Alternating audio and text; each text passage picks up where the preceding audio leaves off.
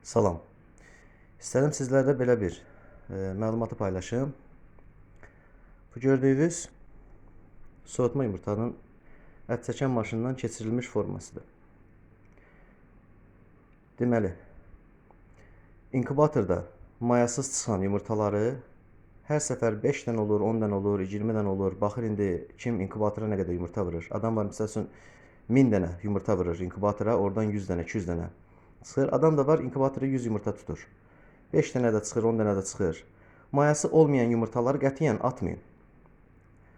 Soyuducuda saxlayın və həmən yumurtanı çoxalıb bir 40 dənə, 50 dənə olandan sonra nə edirik?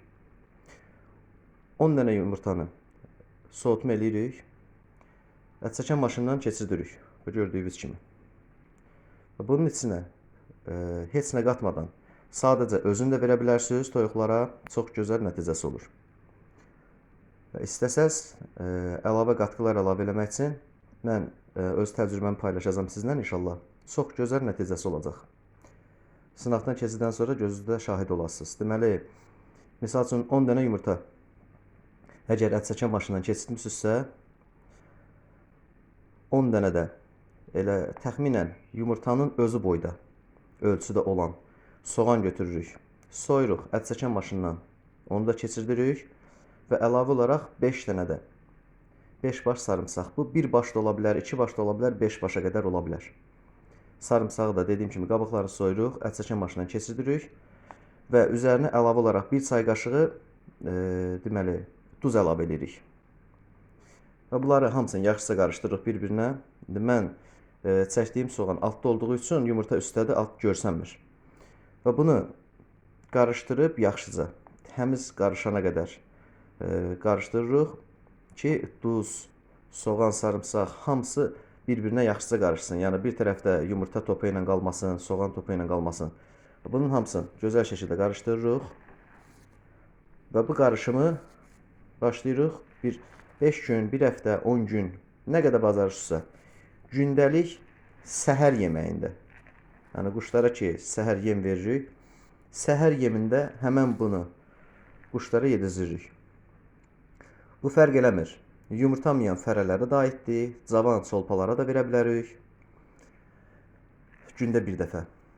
Və yaxud da yumurtayan toyuqlara versək, lap gözəl nəticə əldə edərik. Yumurta verimliliyi əldə eləmək üçün. Belə bir qayda var. Yəni, toyuğun özündən, üzürsəm, çıxanı toyuğun özünə yedizdir deyilən bir qayda var. Yəni, bu deyəndə nə nəzərdə tutulur?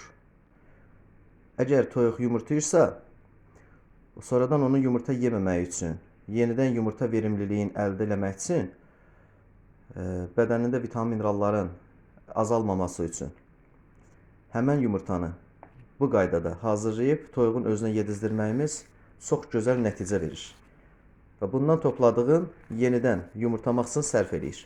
Öz bədənindəkindən olan vitamin mineralı sərf eləmədiyi üçün və nəticədə vitamin mineral çatışmamazlığı olmur, kannibalizm problemi yaşamırıq, bir-birinin tüklərini yemirlər, yerdən tapdıqları tükləri, lələkləri yemirlər və yumurtadan da kəsilmirlər. Və xoruzlarda da çox gözəl effekt verir. Toxumlarla güclü olmağı üçün, yəni yumurtalar mayalı olmağı üçün bunu yeyəndə.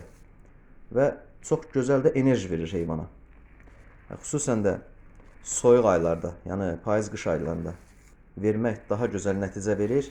Çünki heyvana enerji verdikcə heyvanın, belə deyək, üşüməyi problemi aradan qalxır.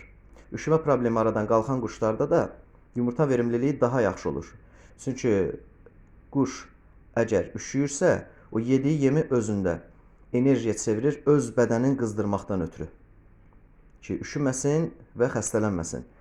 Yox, enerjisi boldursa, artıq üşüməyi problemi yoxdursa, artıq həmən enerjini yumurtamağa sərf edir. Və yaxud da xoruzdursa, xoruz da toyuqları mayalamaqla məşğul olur. Çünki bu həmən enerjini mütləq şəkildə sərf eləməlidir ki, yəni o bədəndə onu saxlaya bilməz. Toyuqda enerji boldursa yumurtamalıdır mütləq, xoruzda enerji boldursa mütləq şəkildə toyuqlara maya vurmaqla məşğul olmalıdır. o enerjini bədəndən atmaqdan ötürü.